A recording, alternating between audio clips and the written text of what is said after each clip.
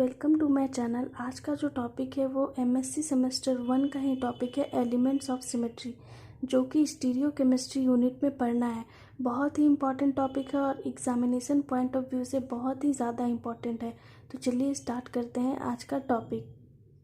यहाँ पे elements of symmetry के बारे में थोड़ा सा इंट्रोडक्शन दिया गया है कि एलिमेंट्स ऑफ सिमेट्री होता क्या है। तो बेसिकली एलिमेंट्स ऑफ सिमेट्री जो होता है एक सिंपल डिवाइस कह लीजिए। डिवाइस कहना गलत होगा क्योंकि ये केमिस्ट्री है, तो केमिस्ट्री के टर्म में डिवाइस नहीं यूज कीजिए तो ज़्यादा अच्छा होगा। तो एलिमेंट्स ऑफ सिमेट्री एक ऐसा मेथड है जिसके थ्रू हम लोग पता लगाते हैं कि वो जो मॉलिक्यूल या ऑब्जेक्ट दिया हुआ है वो कायरल है या नहीं। तो इसी चीज़ को यहाँ पे लिखा गया है, elements of symmetry offer a simple device to decide whether a molecule और ऑब्जेक्ट इज कायरल और नॉट। तो सबसे पहले यहाँ पे बात है कायरल मॉलिक्यूल।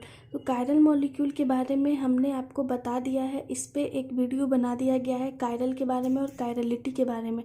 तो आप प्लीज़ पहले जाके कायरल मॉलिक्यूल के बारे में जान लीजिए, तो ये जो टॉपिक है आपको समझने में बहुत ज़्यादा आसानी हो जाएगा। तो कायरल मॉलिक्यूल यहाँ पे छोटा सा हम रिकॉल कर देते हैं कि कायरल मॉलिक्यूल होता क्या है।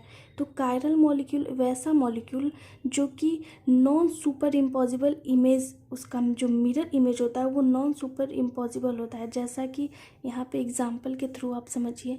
एग्जांपल में हम लोग लेते हैं ए एक लेटर है, अगर इसका हम मिरर इमेज ड्रॉ करते हैं तो बिल्कुल ए के जैसा ही आएगा। तो ये जो है ये सुपर इम्पॉसिबल है। तो ये जो मॉलिक्यूल होगा, ये जो ऑब्जेक्ट होगा वो कायरल नहीं होगा, ये अकायरल होगा। कायरल मॉलिक्यूल क्या होगा? तो अगर हम पी लेटर का एग्जांपल लेते हैं और जब इसका मिरर इमेज ड्रॉ करते हैं तो इसका जो मिरर इमेज बनेगा वो इस तरीके का बनेगा। तो ये जो इमेज है इसके ऊपर अगर रखिएगा तो ढक नहीं पाएगा, सुपर इम्पॉसिबल नहीं हो पाएगा।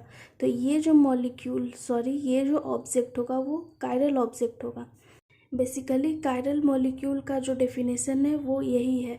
तो आई थिंक आपको शॉर्ट में पता चल गया होगा कि कायरल मॉलिक्यूल क्या होता है।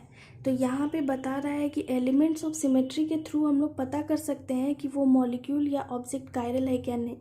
इस तरीके से एलिमेंट्स ऑफ सिमेट्री के थ्रू भी हम लोग पता कर सकते हैं कि मॉलिक्यूल या ऑब्जेक्ट कायरल है या नहीं। नेक्स्ट हम लोग देखते हैं when a molecule has a plane of symmetry, इसे शॉर्ट फॉर्म में लिखा गया है POS, और a centre of symmetry COS और an axis of symmetry AOS, it is superimposable on its mirror image and it's achiral. यानी कि कह रहा है जिस भी मॉलिक्यूल में प्लेन ऑफ सिमेट्री प्रेजेंट हो या सेंटर ऑफ सिमेट्री प्रेजेंट हो या एक्सिस ऑफ सिमेट्री प्रेजेंट हो, वो जो मॉलिक्यूल होगा वो अकायरल होगा। अकायरल क्यों होगा? क्योंकि उसका जो मिरर इमेज बनेगा वो सुपर इम्पॉसिबल हो जाएगा। तो वन बाय वन हम लोग डिस्कस पहले करेंगे कि प्लेन ऑफ सिमेट्री क्या होता है, सेंटर ऑफ सिमेट्री क्या होता है, एक्सिस ऑफ सिमेट्री क्या होता है, विथ एन एग्जाम्पल। देन यहाँ पे पहला जो है वो प्लेन ऑफ सिमेट्री है। तो प्लेन ऑफ सिमेट्री को सिग्मा से डिनोट किया जाता है। तो यहाँ पे प्लेन ऑफ सिमेट्री के बारे में बताया गया है, the plane which divides a molecule into two equal halves which are related as object and mirror image is known as plane of symmetry, यानी कि सिग्मा। कह रहा है कि प्लेन ऑफ सिमेट्री एक ऐसा प्लेन होता है, ये एक इमेजिनरी है। जो भी इमेजिनरी प्लेन ऑफ सिमेट्री है वो एक इमेजिनरी लाइन हम लोग ड्रॉ करेंगे प्लेन में। इसी तरीके से सेंटर ऑफ सिमेट्री में क्या होगा, एक इमेजिनरी हम लोग सेंटर लेंगे। तो ये एक इमेजिनरी है। जब किसी भी मॉलिक्यूल या ऑब्जेक्ट में एक ऐसा प्लेन लेते हैं जो उसे इक्वल हाफ में डिवाइड कर दे और वो जो हाफ बनने के बाद जो मॉलिक्यूल है वो एक दूसरे के सिमिलर हो, यानी कि आइडेंटिकल हो। इसे आप एग्जांपल के थ्रू बहुत अच्छे से समझ सकते हैं। जैसे कि यहाँ पे एक मॉलिक्यूल लिया गया, ठीक है, AB और D है। तो जब हम यहाँ से इसे इक्वल हाफ में डिवाइड करेंगे तो क्या होगा, ऊपर वाला जो पार्ट है वो बिल्कुल सिमिलर है नीचे वाले पार्ट की तरह। तो यहाँ पे क्या हो जाएगा, ये मिरर इमेज एक दूसरे का सुपर इम्पॉसिबल हो जाएगा। तो ये जो मॉलिक्यूल हो जाएगा ये अकायरल हो जाएगा। सिमिलरली यहाँ पे एक मॉलिक्यूल है, ये एक टार्टरिक एसिड है, ठीक है। तो यहाँ पे जब हम लोग एक इमेजिनरी लाइन ड्रॉ करेंगे, तो जब हम लोग मॉलिक्यूल या ऑब्जेक्ट के प्लेन में इमेजिनरी लाइन ड्रॉ करें और वो जो मॉलिक्यूल है वो इक्वल हाफ में डिवाइड हो जाए, हाफ होने के बाद दोनों एक दूसरे के आइडेंटिकल मॉलिक्यूल मिले तो उसे हम प्लेन ऑफ सिमेट्री कहते हैं। तो इस मॉलिक्यूल का प्लेन ऑफ सिमेट्री ये है, इस मॉलिक्यूल का प्लेन ऑफ सिमेट्री ये है। तो जिस भी मॉलिक्यूल या ऑब्जेक्ट में प्लेन ऑफ सिमेट्री पाया जाएगा वो मॉलिक्यूल अकायरल होगा, यानी कि कायरल नहीं होगा। तो ये भी जो मॉलिक्यूल है वो अकायरल है। तो आप कह सकते हैं कि जिसमें सिग्मा पाया जाएगा वो अकायरल होगा अगर प्लेन ऑफ सिमेट्री प्रेजेंट नहीं है, यानी कि जब हम लोग इक्वल हाफ में डिवाइड करते हैं और सिमिलर इमेज नहीं मिल पाता है तो वो कायरल मॉलिक्यूल हो जाएगा। यहाँ पे लिखा गया है प्लेन ऑफ सिमेट्री के बारे में, all planar molecules have at least one POS, यानी कि plane of symmetry sigma identical with the molecular plane. उसी चीज़ को यहाँ पे स्टेटमेंट के फॉर्म में लिख दिया गया है। सेकेंड जो हमारा एलिमेंट्स ऑफ सिमेट्री है वो है centre of symmetry which is denoted by I. तो आई से डिनोट किया जाता है। The centre of symmetry is a point in a molecule from which if lines are drawn on one side and extended an equal distance on the other side meet the same atoms or groups। Centre of symmetry को हम लोग इस तरीके से समझ सकते हैं कि किसी भी मॉलिक्यूल में हम लोग एक पॉइंट लेते हैं, उस पॉइंट पे अगर हम लोग अपोजिट साइड एक्सटेंड करें, यानी कि अगर एक लाइन ड्रॉ करें, जैसा कि आप एग्जांपल के थ्रू बहुत अच्छे से समझ सकते हैं सेंटर ऑफ सिमेट्री को। लाइन को ड्रॉ करने के बाद जो एटम है वो सेम ही एटम मिल जाए तो वो उसका सेंटर ऑफ सिमेट्री होगा। जैसा कि आप यहाँ पे देखिए, ये जो F है तो इस F को इस पॉइंट पे अगर हम लोग मिलाते हैं यहाँ पे तो ये इसका सेंटर ऑफ सिमेट्री हो गया। अगर इस क्लोरीन को यहाँ पे इस तरीके से मिलाते हैं तो ये इसका सेंटर ऑफ सिमेट्री हो गया। सिमिलरली इस H को हम लोग अगर यहाँ पे मिलाते हैं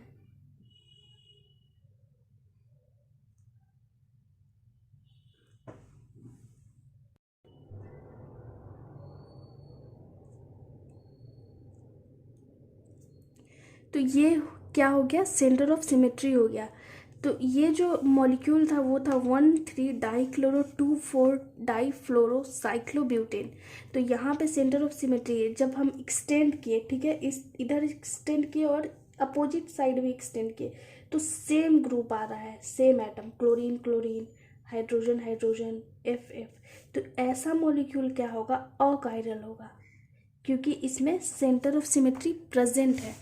सिमिलरली यहाँ पे देखिए, जब हम यहाँ पे सेंटर ऑफ सिमेट्री ड्रॉ करते हैं तो COOH दोनों मिल रहा है और यहाँ पे फिनाइल ग्रुप है। तो यहाँ पे भी सेंटर ऑफ सिमेट्री प्रेजेंट है। तो ये कैसा मॉलिक्यूल होगा, ये भी जो मॉलिक्यूल होगा वो अकायरल मॉलिक्यूल होगा। सिमिलरली जब हम लोग इस मॉलिक्यूल का बात करते हैं तो यहाँ पे सेंटर ऑफ सिमेट्री प्रेजेंट नहीं है। क्यों? क्योंकि जब आप इस OH को इससे मिलाइएगा तो यहाँ पे H प्रेजेंट है, तो यहाँ पे सेंटर ऑफ सिमेट्री प्रेजेंट नहीं है, COS प्रेजेंट नहीं है। तो ये कैसा मॉलिक्यूल होगा, कायरल मॉलिक्यूल होगा। तो आई थिंक आपको समझ में आ गया होगा कि सेंटर ऑफ सिमेट्री जो होता है वो क्या होता है। थर्ड है एक्सिस ऑफ सिमेट्री, जिसे डिनोट किया जाता है CN से, C और स्मॉल n। इसे हम लोग सिंपल एक्सिस ऑफ सिमेट्री के नाम से भी जानते हैं। यहाँ पे एक्सिस ऑफ सिमेट्री के बारे में बताया गया, if a molecule is rotated bye an angle 360 degree by n, जहाँ पे n जो होगा वो फोल्ड होगा, about an imaginary axis passing through it, the molecule converted into a second molecule which is identical in all aspects. Generally axis of symmetry वैसा symmetry होता है जब हम किसी भी मॉलिक्यूल को एक्सिस ऑफ रोटेशन से घुमाएंगे, कितना डिग्री से, 360 डिग्री बाई n से। तो यहाँ पे CN यानी कि एक्सिस ऑफ सिमेट्री हो गया 360 बाई n। अगर C1 होगा तो 360 बाई 1 360 डिग्री होगा, C2 होगा तो 360 बाई 2 180 डिग्री हो जाएगा, और C3 होगा 360 बाई 3 होगा तो 120 डिग्री एंगल हो जाएगा। तो आप एग्जाम्पल के थ्रू बहुत अच्छे से समझ सकते हैं एक्सिस ऑफ सिमेट्री क्या होता है। तो यहाँ पे बोल रहा है कि जब हम लोग रोटेट करें एंगल से 360 बाई n से, तो जो रोटेशन के बाद जो सेकेंड मॉलिक्यूल आए, जैसा कि आप यहाँ पे देख रहे हैं, converted into A second molecule which is identical in all aspect, जो कि पहले मॉलिक्यूल से बिल्कुल सिमिलर हो, यानी कि बिल्कुल सेम हो, आइडेंटिकल हो। तो यहाँ पे एग्जाम्पल लिए हैं H2O का। तो जब H2O को यहाँ पे एक इमेजिनरी एक्सिस लेते हैं, इस एक्सिस के थ्रू जब हम लोग रोटेशन करेंगे 180 डिग्री जब रोटेट करेंगे तो ये वाला जो हाइड्रोजन है ये यहाँ आ जाएगा और ये वाला जो हाइड्रोजन है यहाँ आ जाएगा। तो जो सेकंड मॉलिक्यूल बनेगा बिल्कुल सिमिलर H2O की जैसा ही बनेगा, इसी तरीके का बनेगा। तो ये जो होगा C2 एक्सिस ऑफ सिमेट्री होगा। सेकेंड जो एग्जांपल है BF3 का, तो यहाँ पे बॉन्ड एंगल कितना है 120 डिग्री। तो जब 120 डिग्री से रोटेशन यहाँ पे हम लोग करवाते हैं, अगर यहाँ पे एक हम लोग इमेजिनरी एक्सिस लिए और जब इसे 120 डिग्री रोटेट कीजिएगा तो क्या होगा, ये वाला फ्लोरीन यहाँ आ जाएगा और ये वाला फ्लोरीन यहाँ आ जाएगा। तो सेकेंड जो मॉलिक्यूल बनेगा बिल्कुल इसी के जैसा सिमिलर बनेगा। तो ये यहाँ भी एक्सिस ऑफ सिमेट्री प्रेजेंट है। तो ये कैसा मॉलिक्यूल है, अकायरल।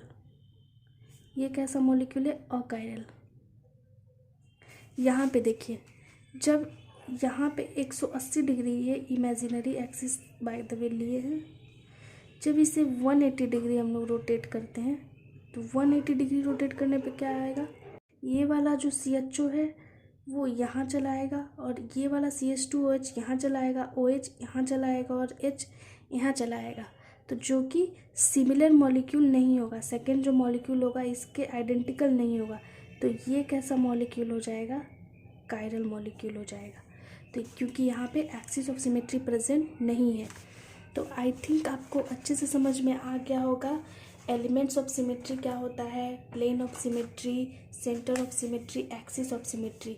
तो आज का जो टॉपिक था वो यहीं पे ख़त्म होता है। अगर आपको मेरा वीडियो अच्छा लगे तो ज़्यादा से ज़्यादा लाइक कीजिए, शेयर कीजिए, सब्सक्राइब कीजिए। Thank you so much.